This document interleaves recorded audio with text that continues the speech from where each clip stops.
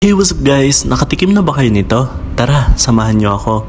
Nandito nga pala kami sa Banyas para sana tikman ng mga sikat na Arabic sweets.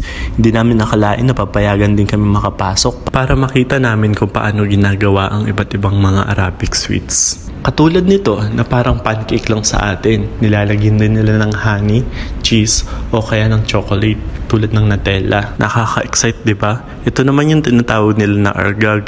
Sobrang nipis lang nito guys. Tapos nilalagyan nila ng palaman. Pwede ang cheese, pwede rin yung chocolate. Tapos nilalagyan din nila ng chips.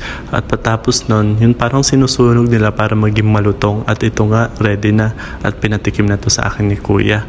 Tapos naman, ito guys, ang paano paggawa ng plain na lugaymat. Tapos nilalagyan na sa mantika, mekos-mekos hanggang sa maging golden brown.